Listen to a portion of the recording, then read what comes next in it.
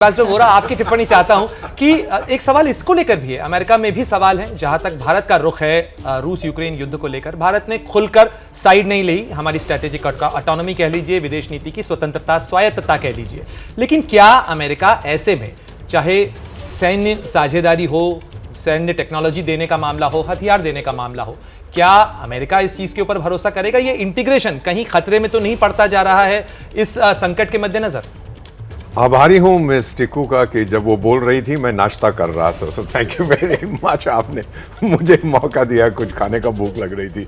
अब ये जो मीटिंग थोड़ी देर में होने वाली है सर, वही 4 main issues at a global level पे वो बातचीत करेंगे। एक तो चाइनीज़ वायरस की बातचीत होगी, वैक्सीन के बारे में बात होगी, इंक्रीज करना है, क्या करना है, how to deal with it, वो कैसे शुरुआत हुई, वो 100% वो बात करेंगे। क्लाइमेट चेंज पे बात करेंगे जिसका असर पूरी दुनिया पर पड़ रहा है। यहाँ तक कि सर आपको याद होगा कि पिछले साल कैलिफोर्निया में जब वहाँ पर पानी की बहुत कमी थी, तो डिपार्टमेंट स्टोर्स में उन्होंने सिक्योरिटी को बुलाया क्योंकि लोग पीने के पानी को चोरी कर रहे थे। मैं यूएस में था उस टाइम पर।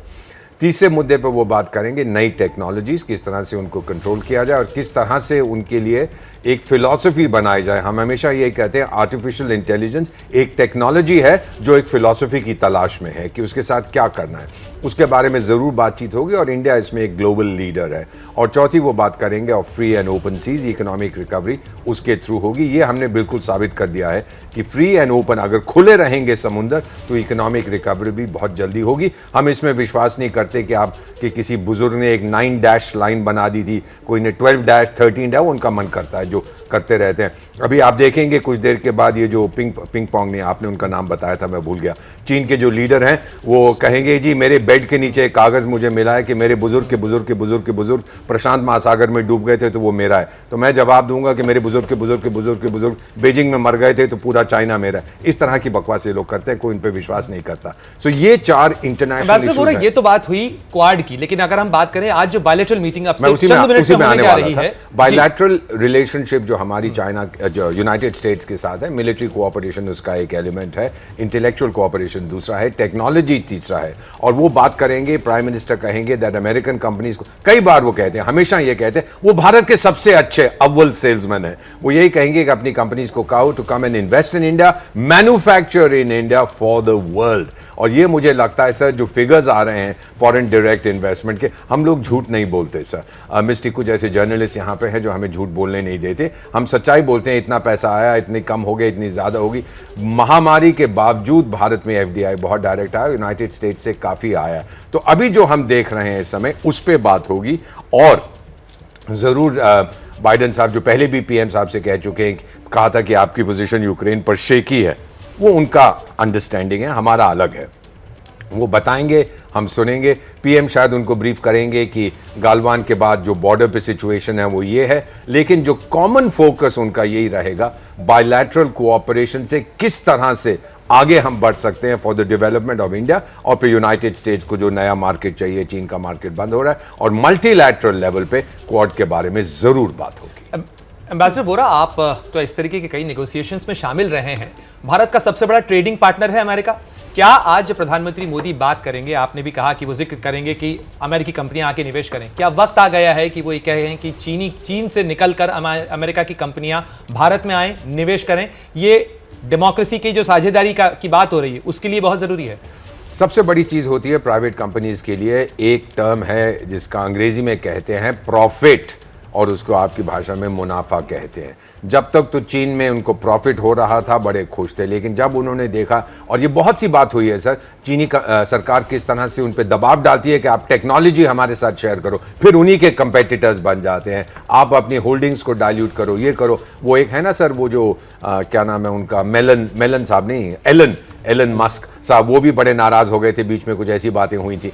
तो जो हम लोग इस समय देख रहे हैं, आई डू नॉट थिंक कि ऐसा समय पहले कभी आया था। आज जो रीलोकेट बिग कंपनीज चाइना से to India, it is an idea whose time has come. और विक्टर ह्यूगो फ्रांसीसी थिंकर ने कहा था, नो पावर ऑन अर्थ रोक सकती है उस आइडिया को जिसका समय आ गया है। आज इसका समय आ गया है सर।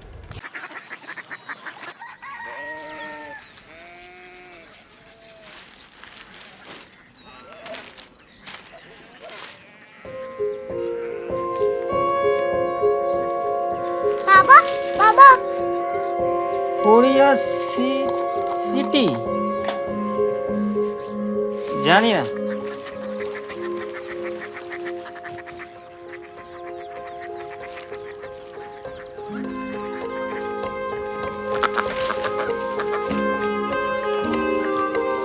कोरिया सिटी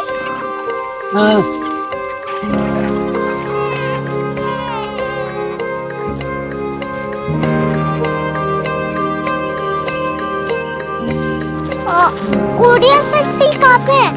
शहर अंग्रेजी लगे हैं।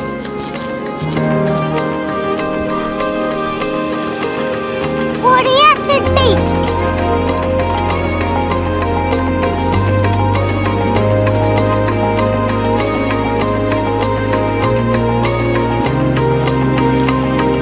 वो बहुत दूर है।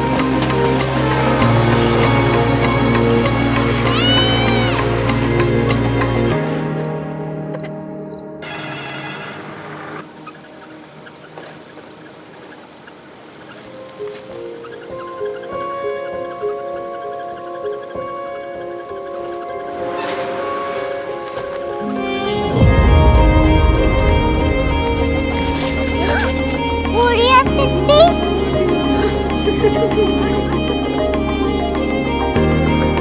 दुनिया को नहीं, कुछ लोग बड़े होते हैं। कोरिया सिटी कहाँ है? प्रोफेसर साहब को पता होगा। हो, ये छोटा वाला ग्लोब लगता है और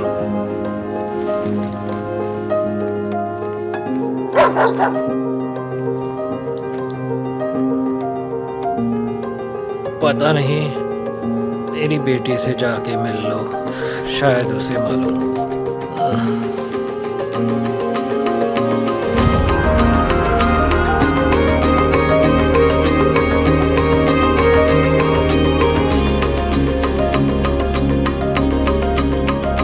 हाय,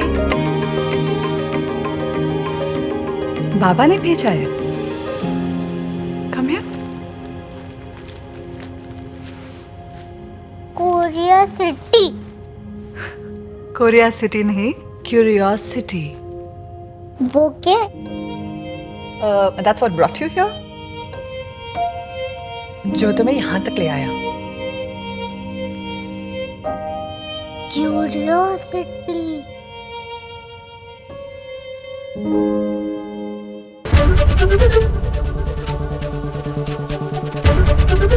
एबीपी न्यूज आपको रखे आगे।